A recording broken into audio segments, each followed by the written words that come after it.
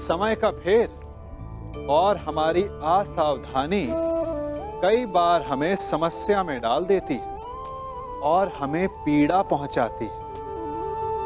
फिर हम कभी अपने मित्रों से, कभी अपने आप से, कभी ईश्वर से केवल एक ही प्रश्न पूछते हैं कि क्यों, मेरे साथ ही ऐसा क्यों हुआ? इस प्रश्न का उत्तर किसी के पास नहीं। ये प्रश्न एक चक्रव्यूह की तरह है और इससे निकलने का मार्ग भी एक प्रश्न से ही आता है। यदि ऐसी अनुभूति हो तो स्वयं से प्रश्न पूछिए कि अब मैं ऐसा क्या करूं कि उस पीड़ा का अंत हो जाए। यदि मार्ग में बाधा आए तो ये प्रश्न ना करें कि बाधा मेरे समक्ष ही क्यों आई, बल्कि ये देखें कि उस बाधा से कई लोग आगे भी बढ़े हैं। आगे बढ़ने के लिए पांव से धरती को धकेलना पड़ता है। जो बीत गया उसकी पीड़ा का मरहम बीते हुए कल में नहीं, आने वाले भविष्य में मिलेगा। वर्तमान को अतीत के अन्याय का शोक मनाने में व्यर्थ ना करें। वर्तमान का उपयोग ये सोचने में करें कि ऐसा क्या किया जाए कि भविष्य में किसी दूसरे को वो पीड़ा ना सहनी पड़े। कोई हमारे साथ छल करता है, कोई हमें पीड़ा देता है, तो तन दुख से और मन प्रतिशोध से भर जाता है। फिर हम प्रतिकार चाहते हैं, अपने मन की अग्नि को शांत करने के लिए प्रतिशोध चाहते हैं।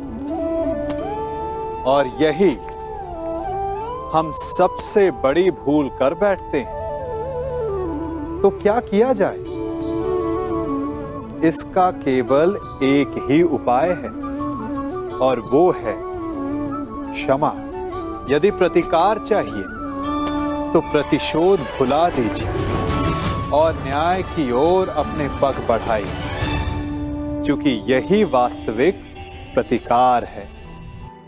भूल अनजाने में होती है, परंतु दूसरी बार वही भूल करना मूर्खता होती है और बार बार वही भूल करना अपराध।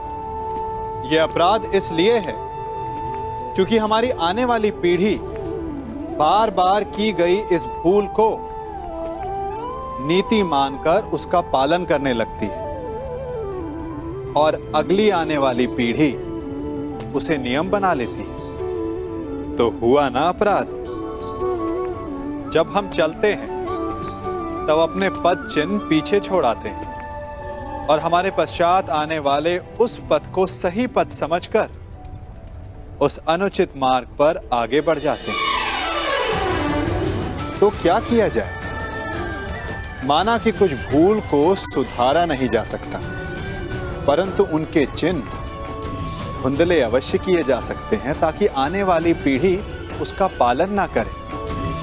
और यही भूल को सुधारने का सबसे श्रेष्ठ मार्ग है।